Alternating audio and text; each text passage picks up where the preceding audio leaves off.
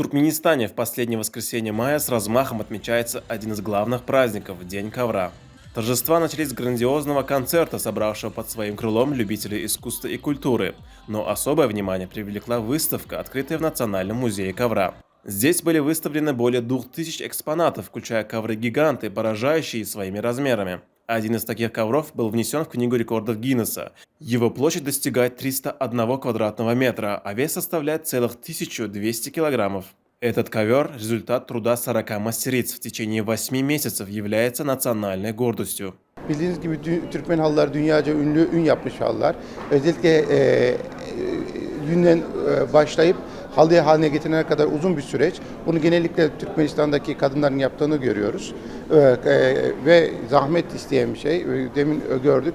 Bir halının yapımı 3 kişi tarafından ancak 4 ayda bitirilebiliyor. El emeği, göz nuru bu halılar Türkmenistan'da bulmak isteyenler, görmek isteyenler Türkmenistan'a gelebilirler. Туркменские ковры известны на весь мир. Это древнее ремесло, часть нематериального культурного наследия ЮНЕСКО. Классический туркменский ковер темно-красного или коричневого цвета с черными линиями орнаментов. Различные кресты, ступенчатые пирамиды и зигзаги символизируют животных. Главная ценность – плотность ковра. Чтобы отметить значимость и увековечить труд мастериц, им присуждают государственные награды, а также присваивают почетное звание заслуженной коврощицы Туркменистана. Yeni mamalarımız halçılık sınıfımızın neler şuna yetiripdirler. Onu hem östürüp ve kamilleştirip gelecek nesillerimize yetirip devam ettirmek bolsa bizim borcumuzdur.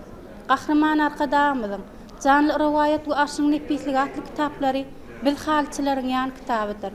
Türkmen halkının milli lideri, kahraman arkadaşımızın ve arkadaşlı kahraman serdarımızın canları sağ, ömürleri uzak, Одним из экспонатов выставки является точная копия пазарыкского ковра, оригинал которого находится в Эрмитаже. Этот ковер, возраст которого, по данным исследователей, превышает почти 2500 лет, представляет собой уникальное историческое наследие, в котором запечатлены образы Огусхана и его внуков, а также символы животных и природных элементов.